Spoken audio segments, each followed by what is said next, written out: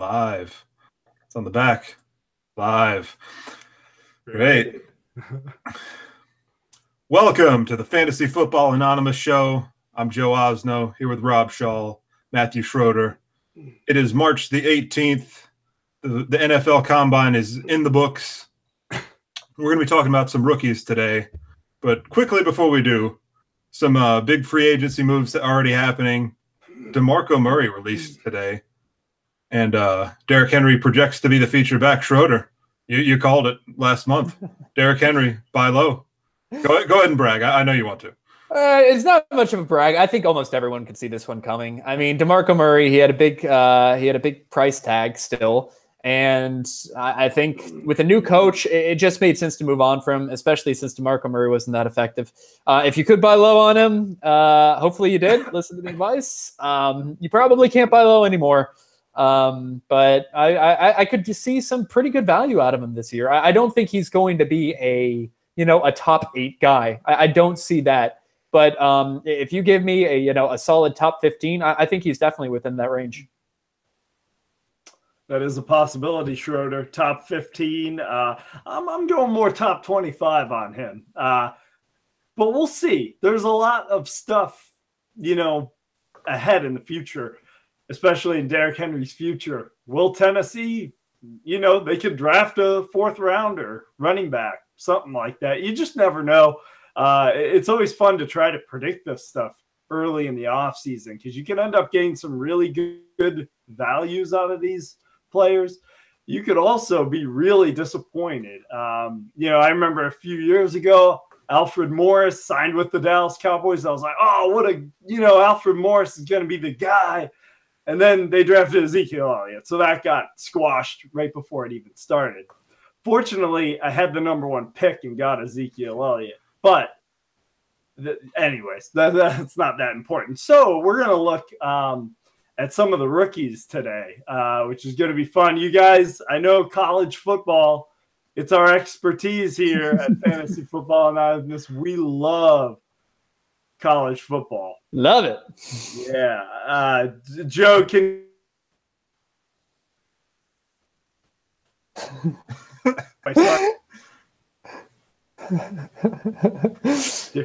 Did you sense that sarcasm, Joe?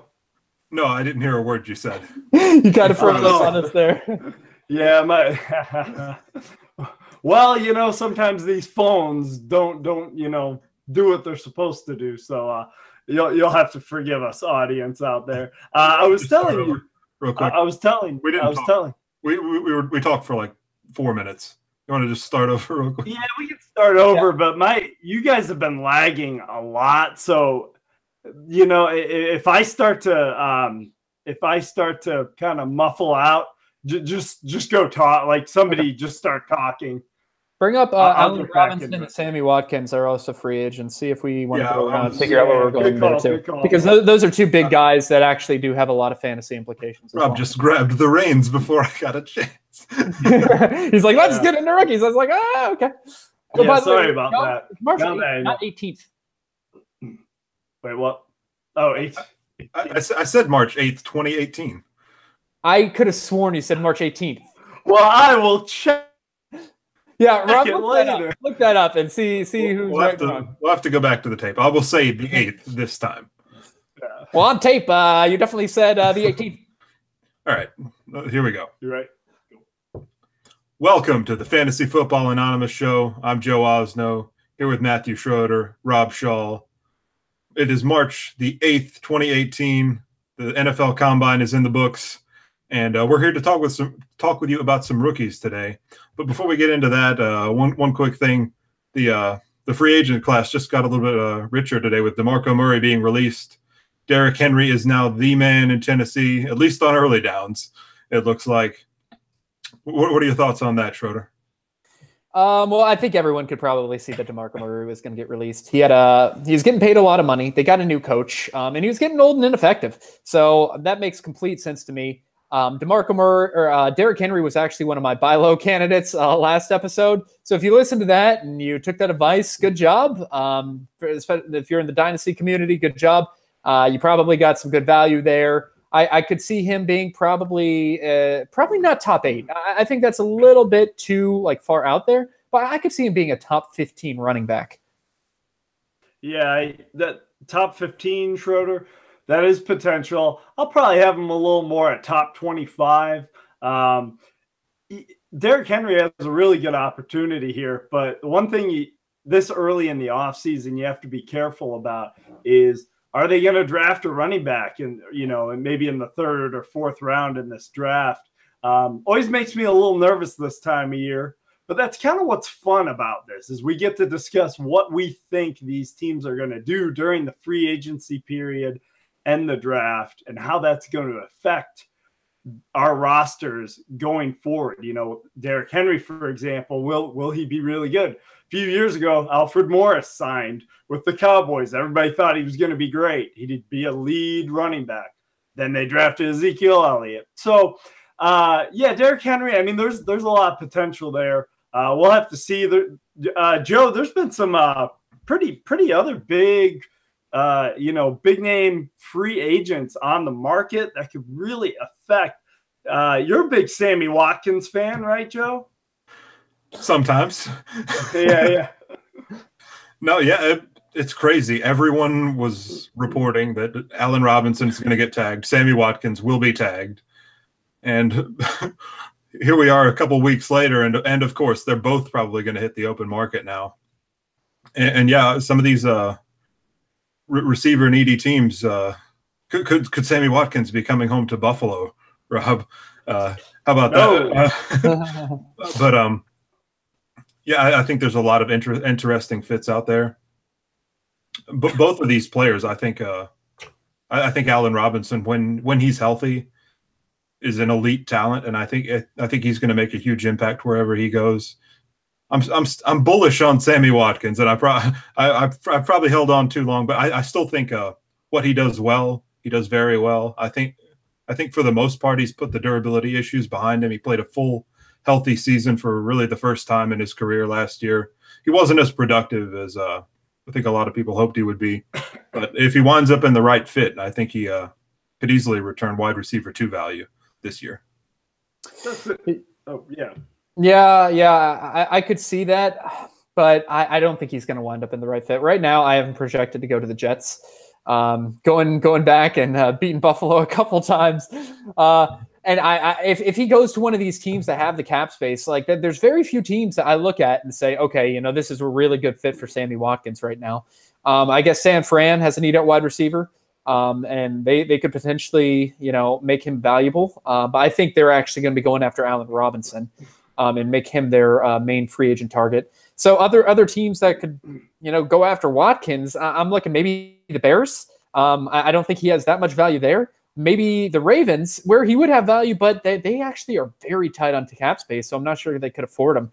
And so I think he'll wind up with the Jets or maybe even the Bears. If it's one of those cases, I don't like him for next year. I think he would just be, a 700, 3-4 touchdown guy, which is not really showcasing his true talent, unfortunately. And Sammy Watkins, I officially bailed on him. Now, granted, if you're in a dynasty league and the value is low on him, whoever owns him, obviously I would take a shot. Just because I don't like a guy right now doesn't mean I won't buy in on him depending what his price is. You'll learn that as you hear our fantasy shows throughout the offseason. We'll talk bad about a player. I'm going to talk bad about him right now. Sammy Watkins just hasn't produced, in the last few years. I think Allen Robinson's really the guy as fantasy owners you're going to want to target. Joe, you said it. He's just an elite talent. And I think he's had the success to give me a little bit of confidence going forward. True. I won't. I'll focus more on what I believe Sammy Watkins is as a player more than his situation. But you're right. It's completely up in the air what he could be. Yeah. So we're gonna jump into some of our rookie analysis. So these guys here, really all three of us, are huge college football fans, just diehard. we can't get enough of college football. Schroeder, you said you were watching some film the other day. How did you enjoy that? Okay, so for those of you that don't know, all of us really don't like college football. For me, the only reason I watch it is just to see the prospects that could go pro and kind of evaluate them and, kind of get, okay, who's going to be fantasy relevant and who's going to be going to my personal favorite team, the Carolina Panthers. And so I don't enjoy watching film because a lot of times there's a lot of disparity in talent between team to team. You'll have like an LSU who just can beat down and make everyone look bad. Everyone on LSU makes everyone on a D2 school that they face early on in the season look terrible. And so you're like, oh man, look at these highlights. And you're just like, wait a minute, there's just a massive talent disparity here. And so, I mean, that's just one of the many reasons. But I mean, it has been interesting to watch tape because once you see some of these guys go against some of the other high-level competition, that's whenever you can actually say, okay, I can start to make projections based off of what I've seen that can apply to the NFL level. Now, of course, they might not translate one-to-one, but at least you can kind of see, especially against Alabama, if you're watching LSU, you can kind of see, okay, there's a lot of NFL talent on Alabama. If this guy's doing good against Bama, he's probably going to have at least a decent career in the NFL if he has the measurables that NFL teams are looking for. Yeah. Yeah, it's tough to really judge, especially in a league like the Big 12, which is notorious for poor defenses across the board, and the way they really spread it out on offense creates a lot of openings for players who really aren't doing the work themselves to get separation, but they're sort of just running free because of the scheme in place there. Yeah. Some breaking news, by the way, as we're going over this podcast. This doesn't apply to fantasy. Well, a little bit. The Broncos just agreed to trade Aqib Talib to the Rams. So that is the second quarterback, plus Marcus Peters, that the Rams have acquired. If you have the Rams defense in a dynasty, their value probably just went up a little bit. I am really glad he didn't get traded to the Patriots because that would have been tough for Buffalo. All right, so do we want to go ahead and jump into our? We're gonna start with some of us that are top quarterback rankings. Some of us have top 5, top 3. So Joe, let's go ahead and start with you. Who would you say are your top fantasy? I'm gonna make this very clear: fantasy, not real life quarterback prospects. Well, the top guy is the same for both. Honestly, it's Josh Rosen. It's been that way for a while.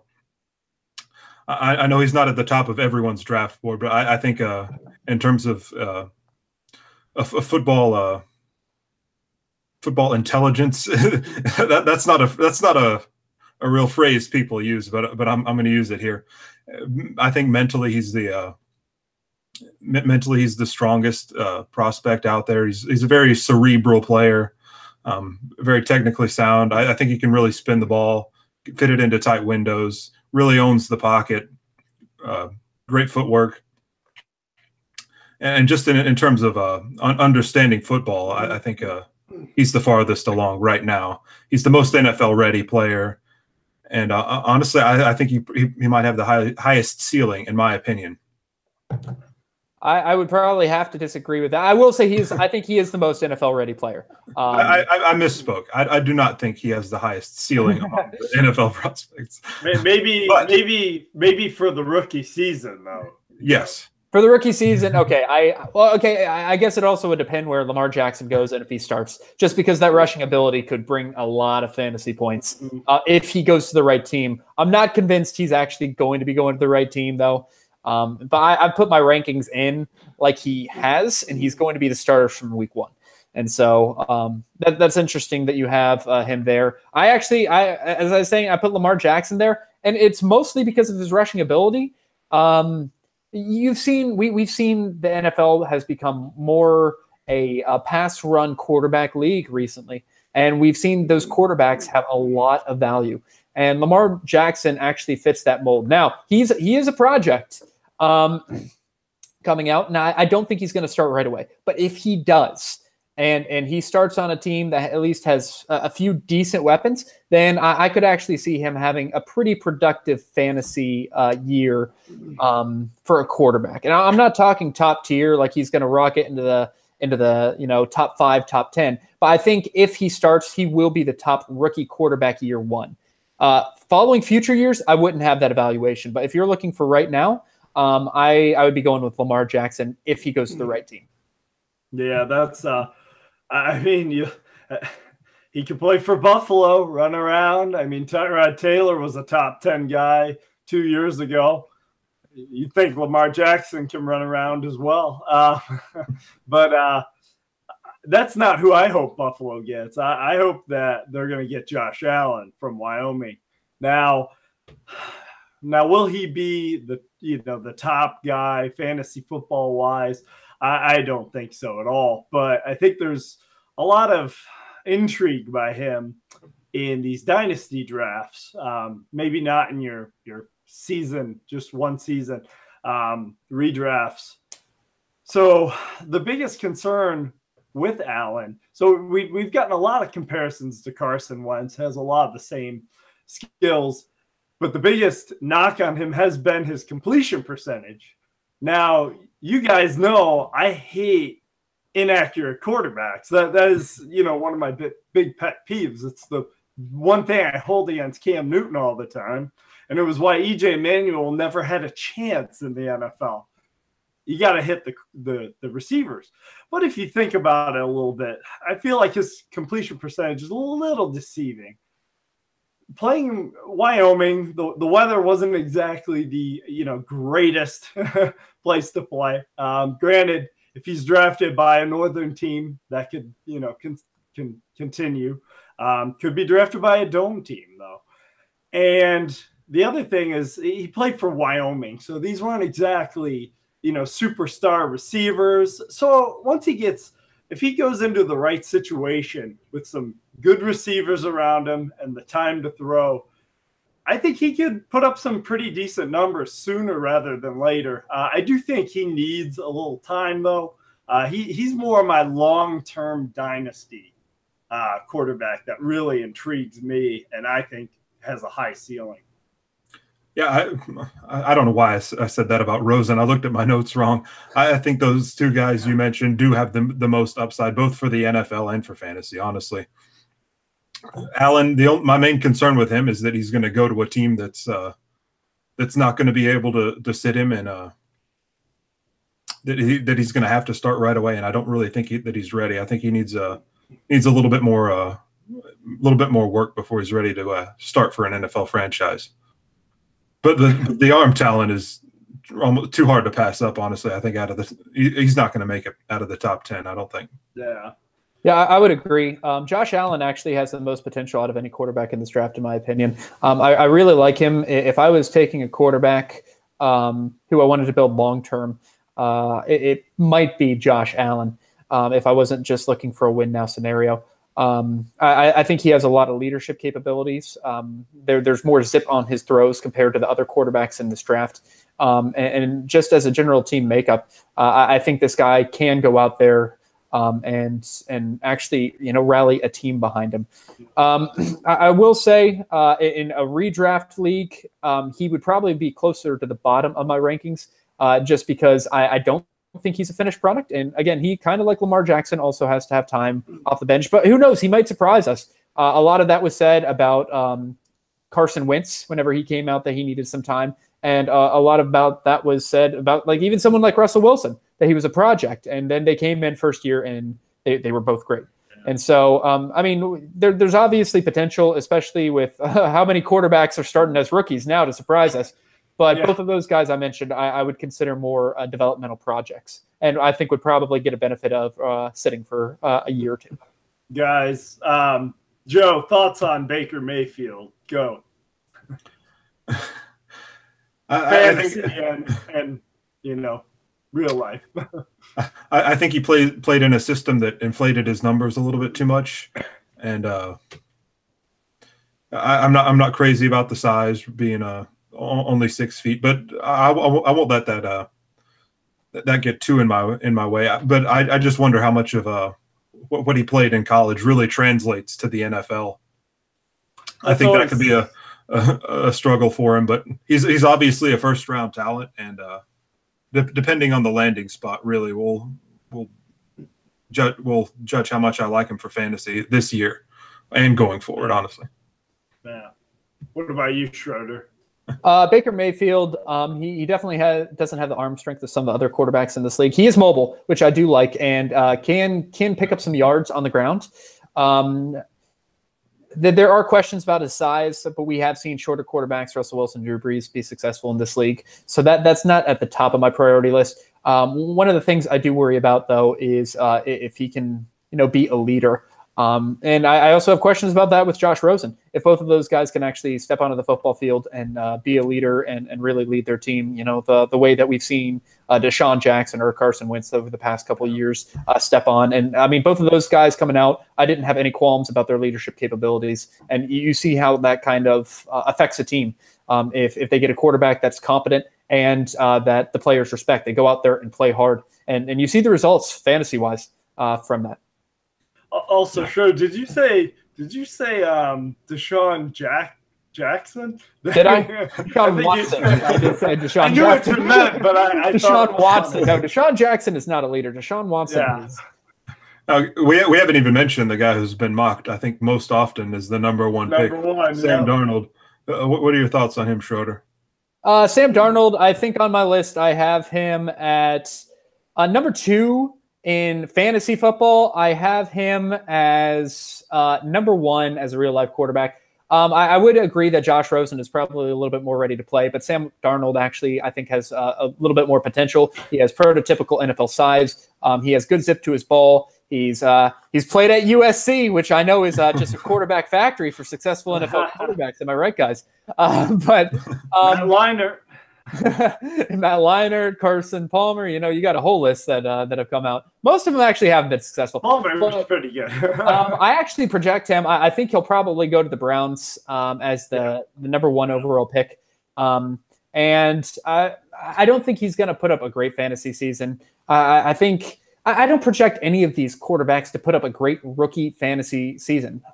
If you're in Dynasty, obviously you're looking at long-term. That's what you're going to be drafting based off of. But in terms of real-life quarterback, if I could draft someone, I love Josh Allen, but Sam Darnold is probably my number 1. And fantasy football, I have him as my number 2.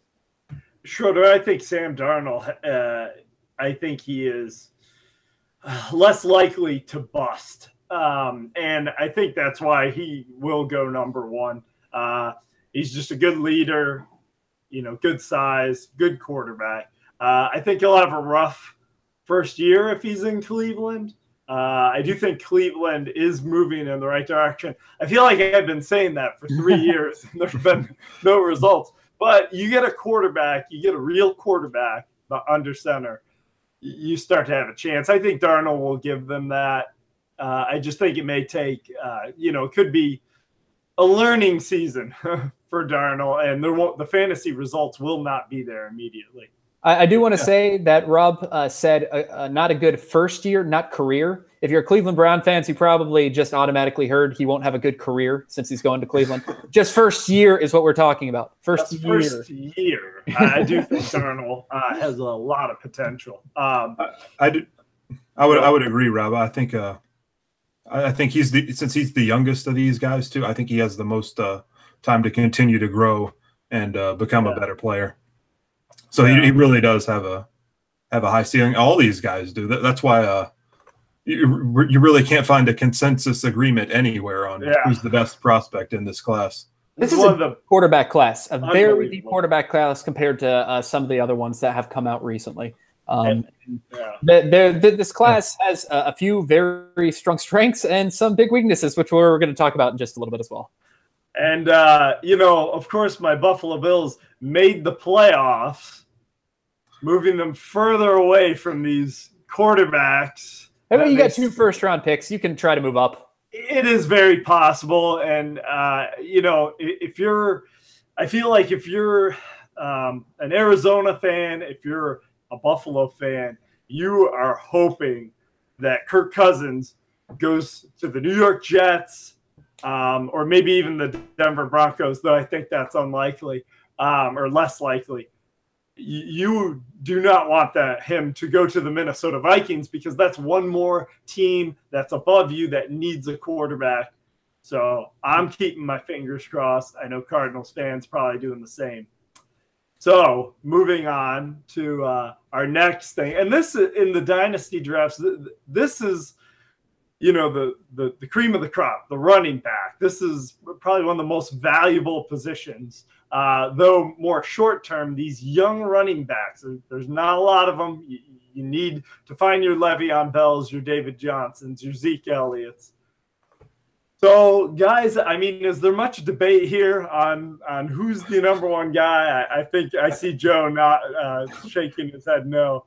There's no debate. Joe, there is so much debate here. There is so much debate. With the first overall pick, Joe, in the dynasty draft, you select Ronald. I'm just kidding. It is Saquon Barkley. He's a once in every 20-year prospect.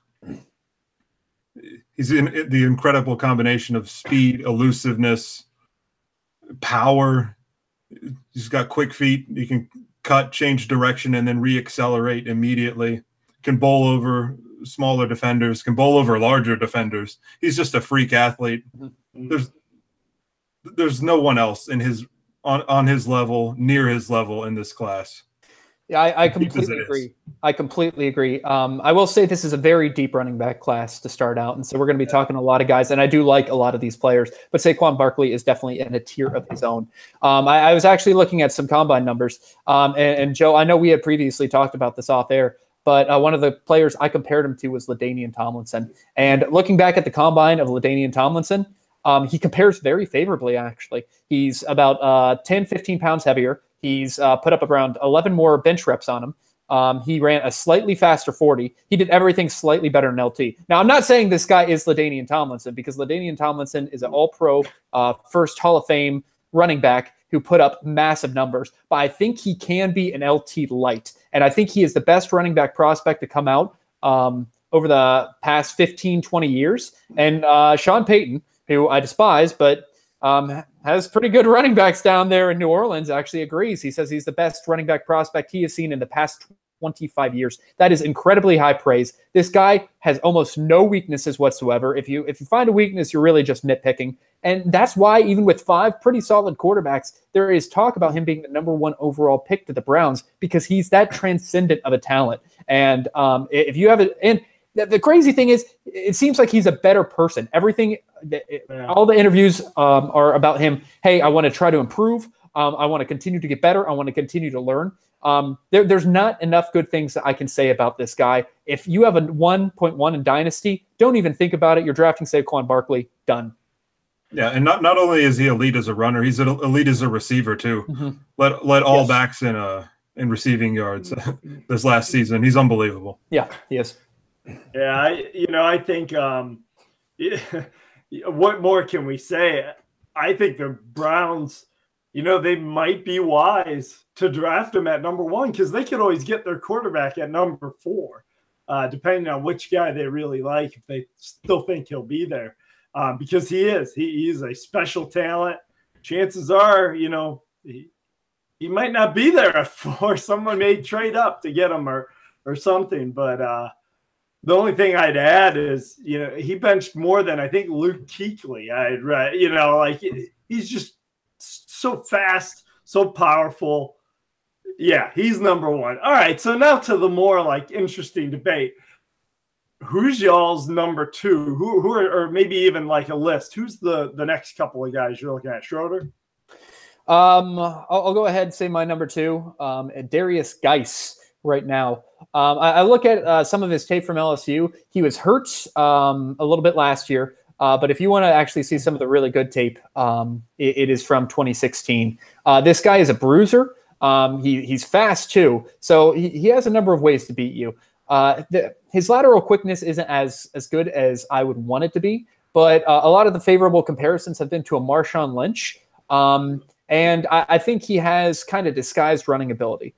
The funny thing, some of the comparisons that people have given him is he comes from the same school, LSU, that Leonard Fournette came from. And even when Leonard Fournette was drafted, there were scouts that were saying, hey, yeah, Leonard Fournette is great, but just wait till next year because Darius Geis is coming out, and we think he's better. Now, obviously, Saquon Barkley is the number 1, and I would definitely put him above Leonard Fournette. But to be compared to Leonard Fournette and we're seeing the rookie season he's had, I like Darius Geis a lot. And I think he will be the second running back selected in the NFL draft, which probably means that based off of that commitment, he's going to be the second running back that you want in Dynasty. Yeah. Joe? Yeah, he's good. Runs with good burst. Really tough kid. Can really bowl over opposing defenses. I like that Marshawn Lynch comparison. He's a beast mode light. Mm-hmm. if we're going with the light, we'll just go with light for everyone. I will say I also think he has underrated catching abilities. They don't really showcase that at LSU, but even this past year, we've seen what Leonard Fournette was able to do. I think he caught around 35 balls from the Jacksonville Jaguars, just because that's not something they really showcase at LSU. But I think in the NFL career, he won't be an elite receiver, but I think he'll be enough to put up at least decent numbers in that regard. And definitely more than Fournette, I think. I think that was one part of Fournette's game. It's a little one-dimensional. I think guys could do a little better in that regard. Plus, what a name. I love that name. That's just a great name, guys. Yeah, there's a lot of good names in here in this class. Like the next guy on my list, Sony Michel. Such a good name. How can you get to talk about a guy named Sony? I think he's a very very explosive player. Creates a lot of big plays. Schroeder, I know you love those big play guys. I He's do. Next Kenyon Drake. High praise. I think he has really elite acceleration. Right at what he can cut and immediately accelerate. He ran for over 1,200 yards at 8 yards per carry, despite the fact that he was pretty much the second fiddle there at Georgia. I think he's a better receiver than Nick Chubb was too. So I think he is more of a 3-down prospect for the NFL than his backfield running mate. Joe, did you have Geis at number 2, or someone else who we can talk about later? I have someone that we can talk about later because I'm much higher on him than everyone else. So okay, but I can go in depth on him. Bold, I like it. And Schroeder, I would agree. I have Geis at number 2, and I would also agree that I have him in a dynasty draft. He would be my number 2 for sure. Running back, young running backs. He just really need him, and especially if he's drafted high. One thing I want to note to the audience. These guys, we got Geis, we got Barkley. If they're drafted in the first round, you look at it. Even I'm going to start with the word like Christian McCaffrey, Leonard Fournette, Todd Gurley, Ezekiel Elliott. These guys, what do they have in common? First round picks, and the teams use them a lot. Even McCaffrey, even though he was kind of in a split, he was top 15 back. You want to take these guys in your dynasty draft. If they're being drafted high, chances are they're going to be used a lot, and you're going to get a lot of good value out of that. Joe? Yeah. Oh, sorry. I would agree. First round picks, that shows the commitment that they have to him. Now, there are always cases like a Trent Richardson who just comes out and you realize, oh my gosh, this guy sucks. But for the most part, if you look at first round running backs, you're going to see a lot of commitment. And so even if they're not the greatest athlete, these teams are going to want to try to showcase to say, hey, this guy's not a failure. And so they'll still put up fantasy value. And so draft pedigree and that type thing does matter a little bit. Yeah. Joe? Who's your number 2? This surprise, the anticipation it's been building. Carry on, my wayward son. Yeah, I love what I saw from him. I love his toughness. I love the vision. The really he's really quick and shifty. He can elude defenders right around the line of scrimmage, and it's off to the races. I think his stiff arm's a thing of beauty. I just love the kid. He was the only runner to go over 100 yards against Alabama. Really dominated against some tough defensive competition there in the SEC. He played basically on one leg, and so I think for him, he needs to prove he's healthy before I can really endorse him to prove that that the nagging hamstring injury isn't going to be a thing that haunts him his entire career. Yeah. Yeah, I like Kerryon Johnson a lot. He was pretty much almost all of Auburn's offense last year. And he did have some nagging injuries, which worries me a little bit. I have him at number 5 overall. I think he'll probably be a second rounder, depending on where he goes. I think he's definitely a guy that, if I know he's fully healthy, I think he could be very good in Dynasty. I'll go ahead and say I also had Sony Michel at number 3 on my list, Joe, so we're in agreement there.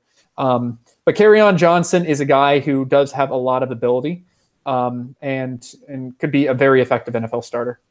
Yeah, he's got softer hands than people realize, too. I think he could be a quality 3-down starter. And I like him going to the Eagles, by the way. Yes, all of them.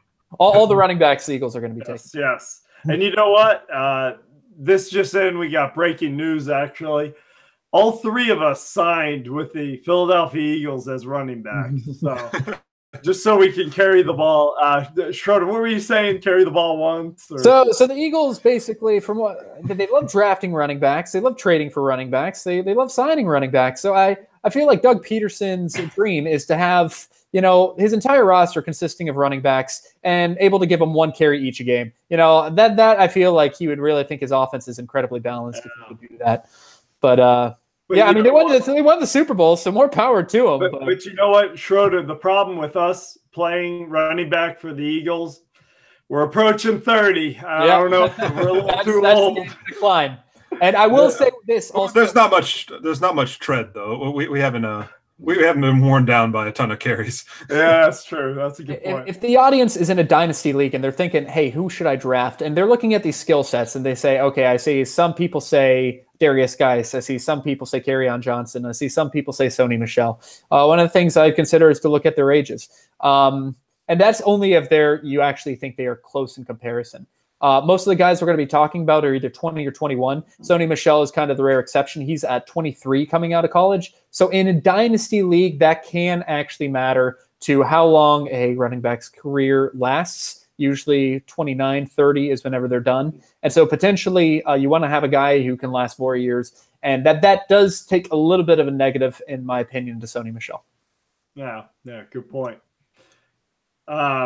So any other notable guys you got to, looking to draft? Maybe some guys you're not so high on? There's still a lot. At number 4, I have Nick Chubb, Sony Michel's running mate also. Okay. The guy tested incredibly well at the combine. If you watch this guy the first 2 years of college before he got hurt, he was a dynamo. Everyone was projecting to be the number 1 overall. If he hadn't have gotten hurt, he would be for sure number 1, or maybe not number 1, but a first round pick for sure. And I think this guy is finally recovering from his injury. He tested great at the combine. He's actually one of my risers. I like him at number 4. He doesn't have the hands that I like, but this guy's a bruiser. This guy kind of reminds me of a little bit of a Derrick Henry at the power role. And I think if he goes to the right team, he could have a very successful NFL career. Yeah, he's one of my risers too after the combine. I think that injury has just kind of dogged him for the past few years. It seemed like that his explosiveness maybe wasn't ever coming back, and then he comes out with a great workout here at the combine. Hopefully that's a sign that he's back on track, because the guy's a bowling ball. He can just run over opposing defenses, and if that burst is really going to be back where it was, I agree with you, Schroeder. I think he could return a lot of value for a team that selects him in the 2nd or 3rd round. Absolutely. Was he your number 4, or did you have someone else, Joe? He was in my top 5, and so that means we're all lower on Ronald Jones from USC. I was just about to ask about Ronald Jones. Yeah, Joe, go ahead. You'll be able to take it away on Ronald. He's another good one, though. I think he's a quick and shifty runner. He has good breakaway speed. He's good cutback ability and pretty good vision. I think the straight line comparisons to Jamal Charles might be a little bit far-fetched, but I think he needs to add weight and strength to be a true feature back in the NFL. But he's got potential. I really like his ability to cut, and that cutback ability. It's good. Yeah. I mentioned that already. Take it away, Schroeder. Ronald Jones is one of these guys whose draft stock has actually been slipping after the combine. He didn't have the greatest of combine, and so you're seeing NFL teams back off him a little bit. If you watch the tape, there is a lot of good things to like.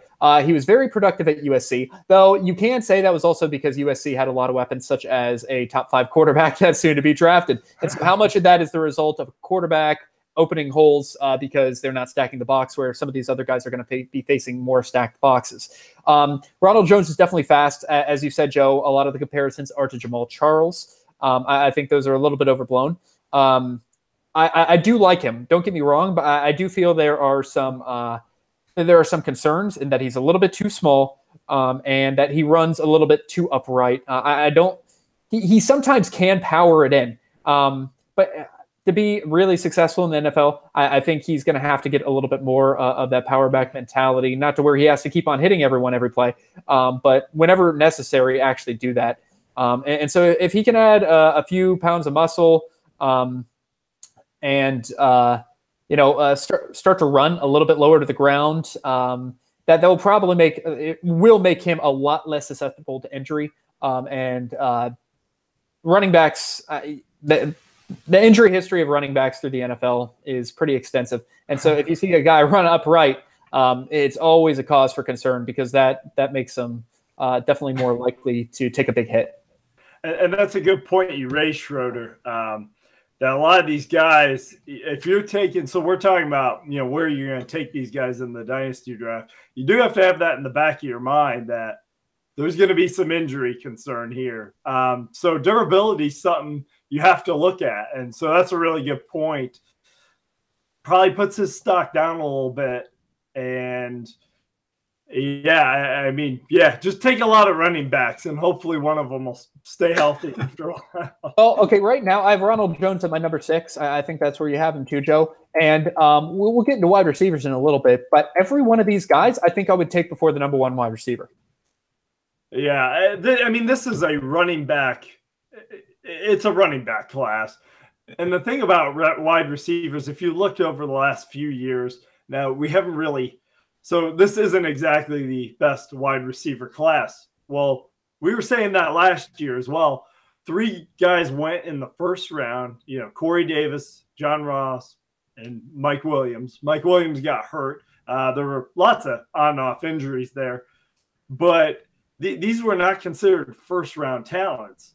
It did not carry over into fantasy football either. We really haven't had a stellar year from a whole wide receiver class since the Mike Evans, Odell Beckham, Jarvis Landry, even Sammy Watkins was in that draft, Kelvin Benjamin. So it seems like this is just, we have in the making a running back heavy fantasy draft. Yeah, depending on team need, Schroeder, unless you're really desperate for a wide receiver, I would agree with you on taking all the running backs ahead of him. Any other names we want to hit on quickly? Yeah, let's. I was going to ask, who is the guy on your list where you draw the line, where you would go receiver? That's a tough question to answer, because I need to know where some of these guys after this are going. Yeah. But let me just go ahead and say I got Royce Freeman as my number 7 out of Oregon. The guy was very productive in college. He didn't have the best combine, but he has plenty of film to actually make up for it. If he goes to the right situation, I could see him being a productive NFL starter. And again, if he went to the right situation, I'd probably take Royce Freeman over Calvin Ridley or Cortland Sutton, or we'll get into the wide receivers later, but before any other wide receiver. Some other names to note, Rashad Penny's my number 8. Coming out of a real small school. He ran rampant against pretty bad competition, but he also looked pretty good at the Senior Bowl. And so this is a guy that a lot of NFL GMs have differing opinions on, just because he does have pretty good. He has great numbers, and he put up a pretty decent combine. And so a lot of people are wondering, okay, going from a small school and dominating that competition, going to the NFL, how is that going to actually transfer? And so I'm very interested in seeing him. And then the other 2 names are bigger backs. Josh Adams out of Notre Dame and Kalen Ballage out of Arizona State. Both of those guys, not as big as a David Johnson, But they're both big guys. I don't want to compare him to David Johnson, so let's take that comparison off. But they kind of look like him a little bit in terms of their size. They're both big guys. Maybe Derrick Henry would be a better fit. And those are guys I would definitely keep an eye on, see where they wind up, and potentially, if they're starters, then they could definitely have value as well. Yeah, Rashad Penny's a really interesting name. The guy who tied the record for kickoff returns in the NCAA. It's a pretty big back. So and he ran well at the combine. So he's got some speed there. Mm-hmm. But just adjusting for the level of competition is tough to do because he played one of the weakest group of defenses. Very bad defense. I think Royce Freeman's interesting as a power back too. He could definitely be a touchdown maker in the NFL, but I think he doesn't really project as a 3-down starter at any point. Yeah. The other two names are interesting, especially Kellen Ballage. I think he's really fast for a guy that big. Played well at the Senior Bowl, really flashed. So it'll be interesting to see where he lands too. Yep. Yeah, I mean that's a lot of what this depends on is. We're analyzing all this right now. We'll have to redo this whole thing after the NFL draft. Yeah, and we'll definitely have our thoughts on that as well, really. But right now, our lists are based off of talent. And so this is where we're kind of seeing them, and we're hoping that they get put into the right situation. And if they do, then that's whenever we're saying, okay, this is where fantasy value can come out of. So the receivers, not as big of a class this year, not as talented as the running backs. So what's that? This receiver class, I actually did some research on this. I started going back and looking at previous draft classes. This is the worst receiving class I've seen in 10 years. It is bad. Very quarterback heavy, very running back heavy but I'm not sure we have a first rounder in this. Cortland Sutton is the closest thing that I've probably found. I mean, a lot of people have Calvin Ridley, and I probably would take him as my first receiver off the board, but his combine was abysmal. He ran a pretty good 40, did not put up good numbers. He's pretty small. He's like 6 foot, 6'1", 190. So there's a lot of questions about an NFL size. He's already 23 years old, which is not the best. He didn't have that good of a vertical. I think he was bottom 10% in terms of athleticism. And this is the number one prospect for wide receivers, guys. And so there isn't a lot of guys that I feel like, oh man, I can't wait to have this guy on my fantasy squad. Now, obviously they can prove me wrong. But right now I'm seeing this as one of the worst classes I've ever seen. 2016, the one with Corey Coleman as the first best wide receiver off the board, is actually better than this class. And so that's not saying a lot of good things about this one. What do you think, Joe? There's some interesting names here, but I think it was tough for a lot of these guys to lay down, a lot of even the best receivers in this class to lay down good tape because they all struggled with horrible quarterback play for the most part. So even the guys who could, I think, outperform their draft stock or really struggled to put together solid numbers or a ton of good tape just because they were constantly being over or underthrown or completely missed. But I would agree. I think Calvin Ridley is the best in this class, even though he's a bit older. There's some knocks on him due to his size and athleticism. I think just from a mental standpoint, he's such a great route technician, similar to Amari Cooper. But and he's similar to him in age too, despite the fact that Cooper was drafted 3 years ago. But I think he's got good deep speed, and he's the way he can shake off defenders. He creates good separation. He's got good ball skills and hands. He definitely needs to get stronger, I think, to win more on contested catches. But I think he has a chance to be, if not a number one receiver, then a very solid number two receiver in the NFL. Yeah, I have Ridley at number one as well on the receiver board. Those Sutton, I don't consider Sutton too far behind. A lot of this is going to really depend on where these guys land, even more so than the running backs, I feel, because like you said, Joe, bad quarterback play with Tom Brady or something, might boost your value quite a bit or your potential. But there's a chance we might not see one of these guys get drafted in the first round. I really think that could be accurate, Schroeder. So I don't think any of these guys are really NFL ready. Who are some of the guys that you like what you see, but you really think it's going to be more of a project down on your list? Number two, I have Cortland Sutton. I think think we all pretty much do. Yeah. He had a pretty good workout, I think, at the combine. I think the combine. He's a touchdown maker in the NFL. He's a big-bodied guy. Honestly, I think he probably would have been a first-round pick if he'd come out last year. I think he's got a good hands and body control, can win contested catches. He runs pretty well. A guy who really impressed in the 3-cone drill, which I think is a good indicator of being able to change direction. So I think in terms of competition, he really didn't play anyone that impressive at SMU. But I think he projects as the second best prospect in this class, definitely. I would agree. And I think he has the chance at actually being the first receiver off the board just because NFL teams will see his size, speed, and say, we can project this to a potential number 1 receiver, where they might see Calvin Ridley and say, based off of his size, we just can't see it. And so if there's one thing NFL teams are obsessed about, it's about, actually finding what looks to be the right athlete and not actually the right athlete. No one was expecting Antonio Brown, at 5'11" to be the best receiver in the NFL. That's why he's drafted, the 5th, 7th round? I can't even remember. The 6th. And so 6th round. Yeah, 6th round. Right in between those two. So I mean, size does matter, but in some cases, that whenever you actually have a special athlete, you have to look beyond the size. But Cortland Sutton definitely has a size, but I could still see him being the number 1 receiver drafted. And in terms of other guys that I think have some interesting appeal, I have James Washington and Christian Kirk as my number 3 and 4. Both of those guys are smaller guys. They're more quick, maybe slot receivers. James Washington could be a threat on the outside as well, in terms of just like give me the ball, short pass, and see what I can do. But the guys that I really like, a few later on down in the draft that I would say are a little bit more projects right now, are Deion Kane from Clemson and DJ Shark from LSU. I got to say, I love DJ Shark just because of his name, because I can imagine the fantasy names that you can come with DJ Shark. Shark Week. I mean, there's so much that you can come up with there. And both of those guys have good size speed comparisons. I think DJ Shark ran something like a 4.35 at a 6'2", 6'3" frame, and Deion Kane's a solid 6'2", and he ran in the 4.4s.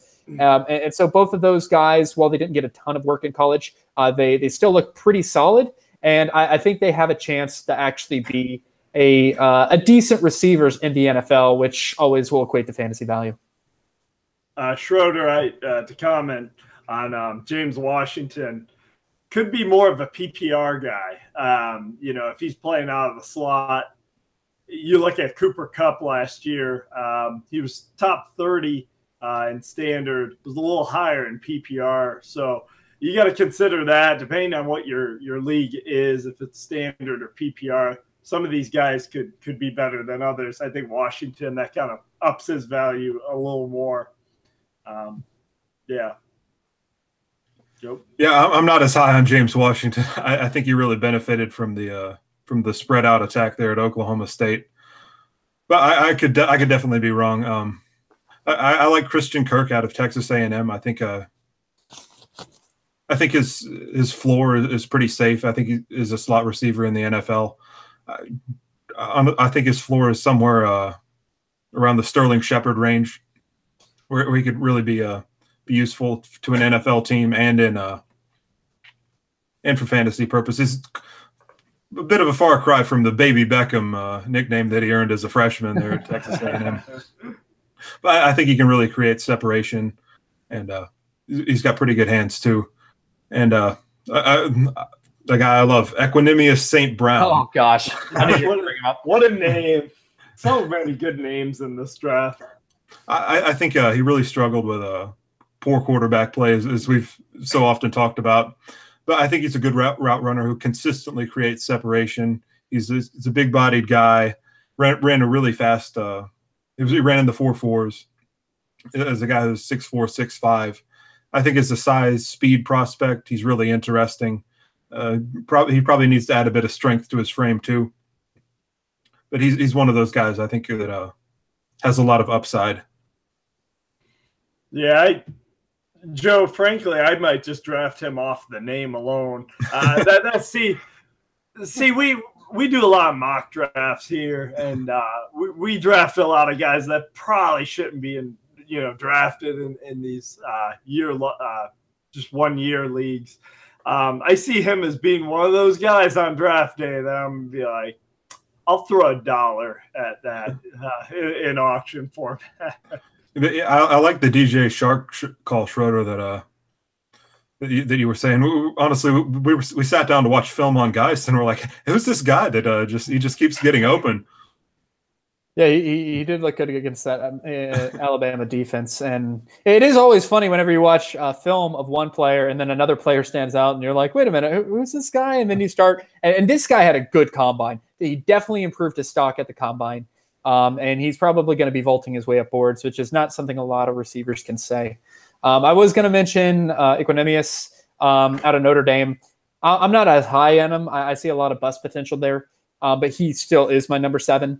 And just to round out a few names at the bottom of my list, I have Simi Cobbs Jr. out of Indiana as my number 8, Auden Tate out of Florida State as my number 9, and Marcel Aitman out of Oklahoma State, same as James Washington as my number 10. But again, those guys are more just size guys. They're not really speed guys. They're just size guys. And there are questions about all their athleticism, as none of them particularly did great at the combine either. And so, again, this is a very weak wide receiver class. So I'm really having to look for names that I can put in my top 10 who I'm like, okay, maybe they can do something in the NFL. Yeah. Auden Tate's an interesting name. I think the good tape for him is really good, and he's also put on some really bad tape too. I think there's a straight line comparison there to be made with Kelvin Benjamin. He's Kelvin light, if you will. Yeah. He ran close to a 4.7 as his 40. That is just not fast. Hey, Kelvin ran in the 4.6s too at his combine. But this Auden Tate does not quite have the same wingspan, but he does have the long arms. Doesn't quite have the same huge mitts that Benjamin did. But he could be a similar jump ball receiver. If definitely not, doesn't project as a number 1. But similar, he could be similar to Kelvin, slow guy. But one who can win those contested catches with his strength and a huge wingspan. I'll throw out one more name, DJ Moore from Maryland. He's another guy who really helped himself at the combine. Yep. Played really well. I've heard comparisons to Steve Smith from a lot of scouts. So he's another interesting name to see where he lands. I always thought more Cooper Kupp than Steve Smith, but that's just me. Cooper Kupp. That's just a fun name too to say. So to point out to y'all's point, these combine, oftentimes, it can really show you a lot. But Anquan Bolden was another guy. He had a terrible 40 at the combine, and I mean he's had one heck of a career. So there is definitely a place for these size guys, the Kelvin Benjamins, in the NFL. We'll just have to see where these guys land if they'll get an opportunity. So there's a lot of four Anquan Bolden's coming out. There's a lot of projects in this class. I would say. Yeah, they could be good down the line, but aren't that great right now. Yeah. So moving into a position that I think it seems like it's always a project. You just don't really see a tight end that comes out of college and you're like, oh, yeah, that's going to be my game changer for my league. But we did see Evan Ingram make a huge impact last year. Helped me in one of my fantasy leagues. I think one of y'all had him too, as a top 5 tight end. Tight ends are hard to come by, guys. Who's it going to be this year? Is there one out there? Is there an Evan Ingram? Well, okay, last year the tight end class was incredibly deep. This year it's not as deep. There are still a few decent names that I kind of find interesting. My number 1 is Hayden Hurst out of South Carolina. This guy's a very good athlete. He's a little bit on the older side, but he could be a day 1 pick. A lot of scouts rave about his athleticism and what he can do on a football field. He reminds me a little bit of a Greg Olsen in terms of being able to do a lot of stuff.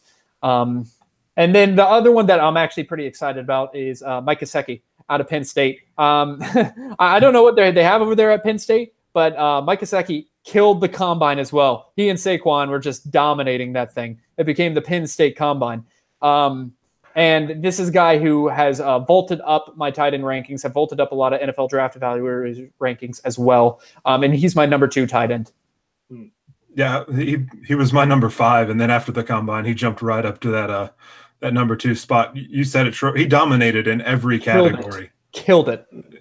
Really great pass catcher. I think he's a real mismatch weapon for the NFL. Terrible blocker right now, but I think he can improve in that area. That doesn't really concern us for fantasy, except from a playing time thing. But my number 1 guy is Dallas Goedert out of South Dakota State. I think he's a really good 2-way tight end, which should help him to be able to play, I think, a lot more right away. I think he's a dangerous receiver up the seam. He's got great hands, good ball skills, and had really elite production in college. I think that he really has a chance to be a good 2-way tight end in the NFL and a good weapon for fantasy. And I like Hayden Hurst too, Schroeder. I think he's a really tough guy too.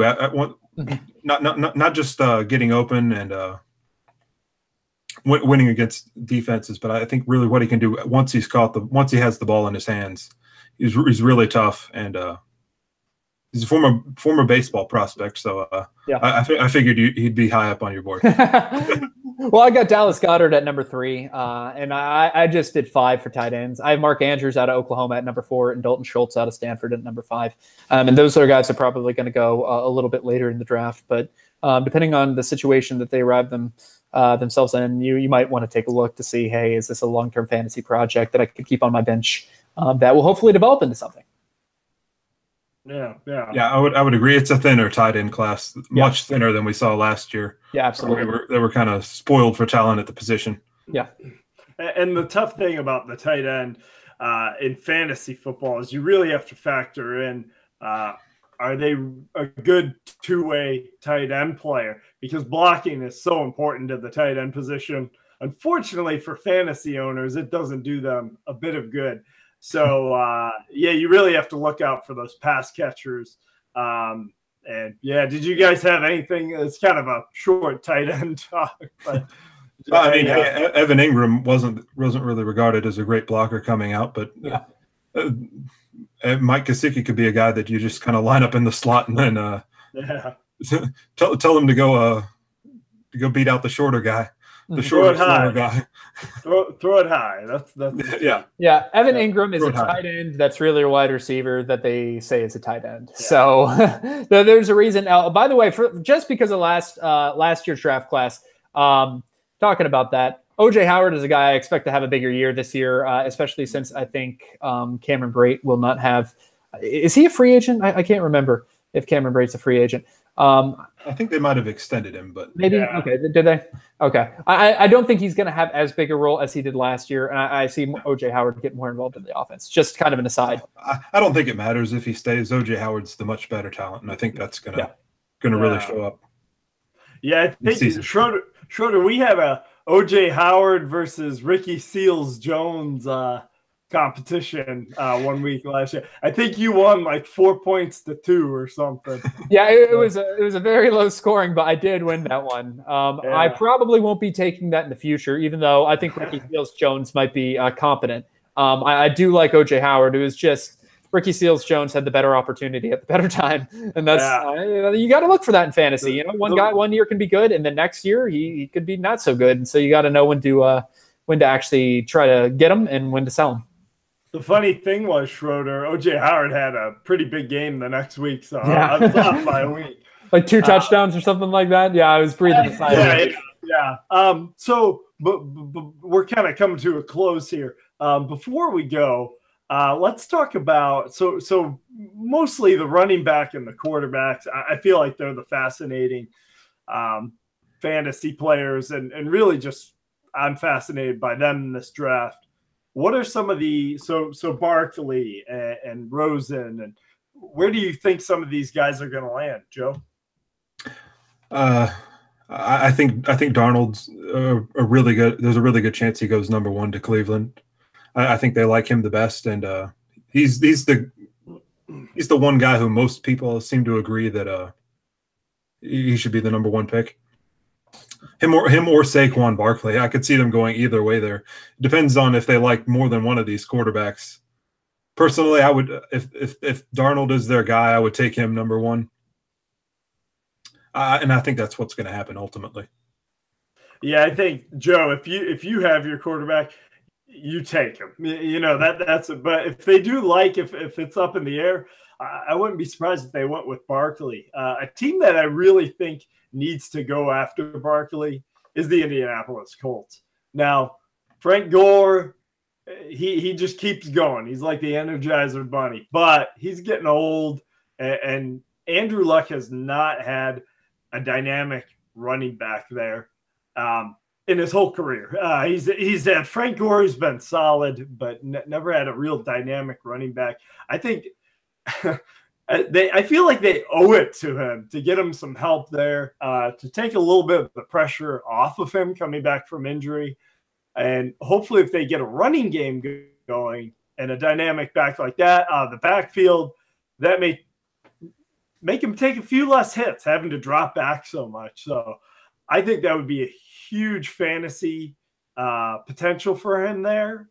I feel like their offense is going to be moving the ball a lot. They're going to be in the red zone a lot. And he's going to get of some of those teams at the top of the draft. I think that could be the best opportunity for him to have a number one season potentially. Here we go. I'll go ahead and name the 5 quarterbacks and the teams I think they're going to. Josh Rosen, I think he's going to the Arizona Cardinals. Most ready, pro ready, and I think the Cardinals still think they can compete. And so they're going to try and get him. Josh Allen, I think he's going to go to the Broncos. I think the Broncos are going to see his arm talent, especially John Elway, fall in love with it and say, this is the guy we want leading our team in the future, especially with leadership capabilities. I think Darnold is definitely going to the Browns, and we've kind of already discussed that. I'm going to say Jackson is going to be going to the Jets. And Baker Mayfield going to the Saints because all accounts are he's a douche and Sean Payton's definitely a douche, so they would work out well together there. Sean Payton's kind of a dick, as Joe once. Well, that last bit completely threw me off. I would actually invert Lamar Jackson and Baker Mayfield. I think there's a chance Mayfield goes a lot higher than Jackson, and I'm a pessimist as a Panthers fan, so I think we see Lamar Jackson and I can see it in my mind. Lamar Jackson and Kareem Hunt just running all over the Panthers in the future. Kareem Hunt? You mean Alvin Kamara? Kareem Hunt. I was like, when did Kareem Hunt? They're the same guy, same difference. Breaking news, everybody! Kareem Hunt. Alvin Kamara got Kareem Hunt. Wait, so I was thinking about running backs that I don't like. And by the way, these are a lot of these are based off of trade. I think the Cardinals would have to trade up. I think the Saints would have to trade up, and the Jets might be able to trade down, but then trade up again to get their guy. But so Schroeder, who's Buffalo taking then? Buffalo's not going to grab a quarterback. They're going to stick with Tyrod Taylor. I think so. They get one of these second round guys. I could actually, if Jackson drops, I could see them drafting Jackson too. Yeah, I agree. I was hoping Josh Allen would have a bad combine, so maybe he would slide down a little bit. That's just not going to happen. He was the guy I was eyeballing this offseason, and it's just not going to happen unless they package a lot of those draft picks to trade, significantly up. I just don't see it happening. Quarterback heavy year, and they're out of it. So, we'll take Mason Rudolph in the second round. Yeah. There we go. Yeah. So, I don't know. What about Geis? We had him as the number 2. Schroeder, you think which team you think going to get there? Oh gosh, as more high first round, or I think he's going to go low first round. I think he's going to be 20 to 30, probably. My estimation, he might be able to go at 18. I think that's probably tops where he's going. I keep on having a sinking more and more feeling as this Le'Veon Bell thing doesn't get resolved that Steelers are going to draft Geis and let Le'Veon Bell walk a year from now. In which case, a year from now, it might not be a bad situation for Geis. But for this year, you would just have to pick him and just No, you're not going to be getting a lot of production unless you see a Bell injury. I think that's where it might be going. I hope it doesn't, because I want to see a production year one, especially if I'm using the number 2 overall pick for him. But I mean, I could also see the Miami Dolphins trying to get him. There's a lot of different situations depending on, like Tampa Bay, I think would probably be the best situation, but I don't think he's going to reach them unless they trade up for him, though.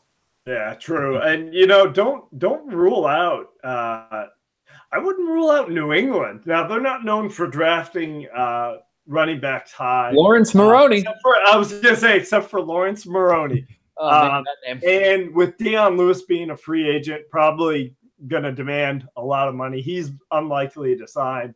So they're left with Burkhead, White, and Mike Gillislee. And we know how Bill Belichick feels about Mike Gillislee.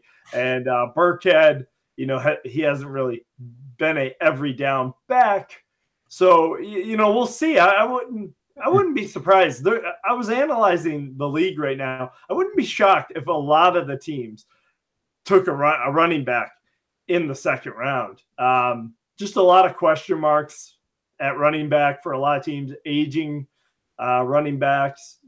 You can always use one, and there's been some good ones. This is definitely the year to get them. I will say, since the running backs are so deep, I could definitely see the Patriots going one of their later picks. But if any of these quarterbacks drop, I can actually also see the Patriots just trying to, for very rarely, trying to trade up to grab one of these guys, because they do need a solution behind Brady. Yeah, I'd be shocked though if the Patriots didn't use their first round pick on a defensive player after what we saw in the Super Bowl. Though. Yeah, or that. They need so much help at linebacker, and the Detroit Lions are another interesting destination too. I think they could really use a franchise running back, because they have not had any running game to speak of in the past couple of years. It's been all Matthew Stafford. Joe, you don't think Amir Abdullah is a franchise running back? No, I don't.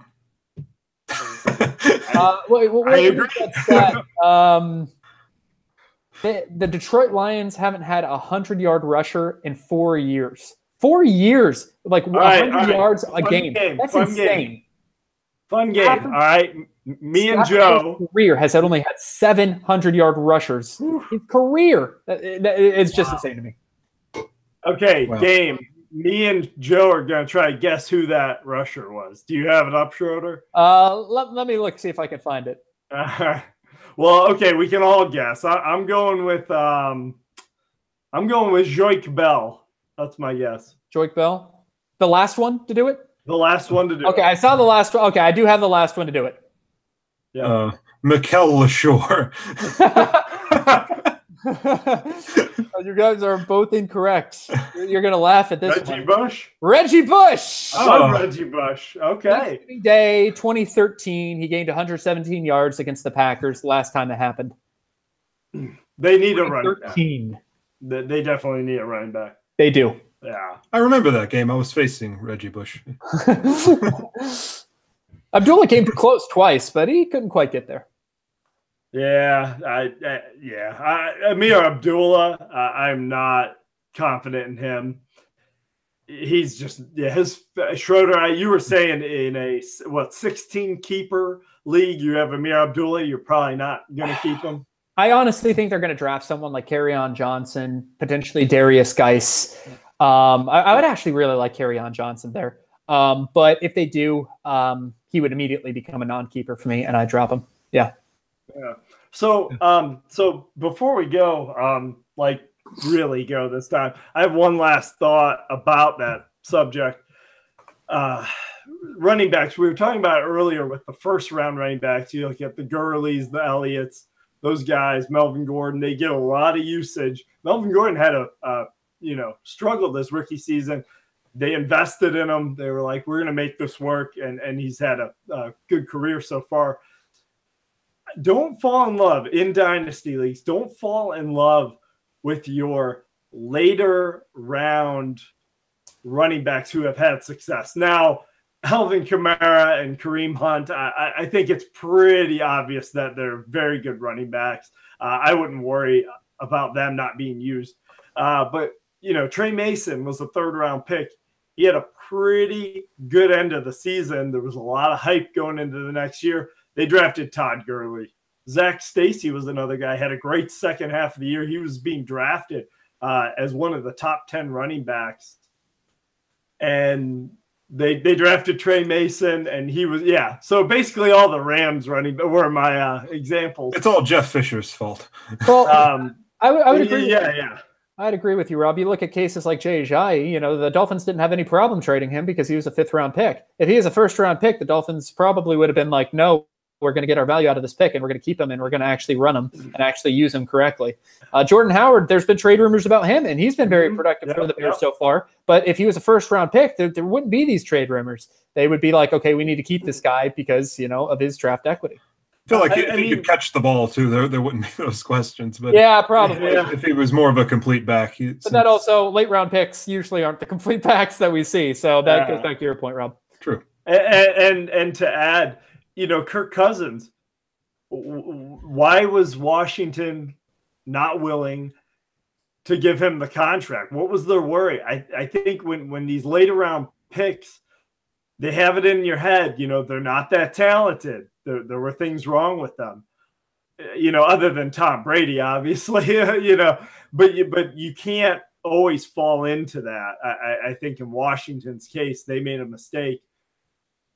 Ryan Tannehill, he was a 1st-round pick. Look how many chances he's had. They're still trying to make it work there.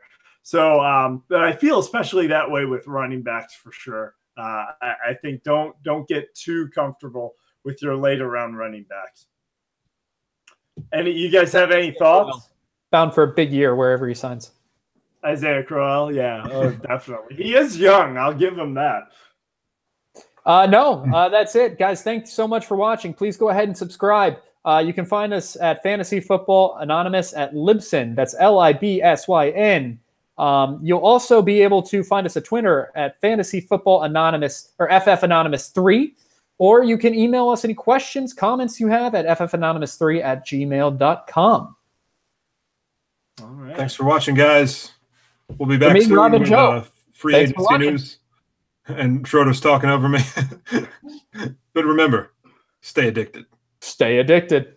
Stay addicted. Stay a dick.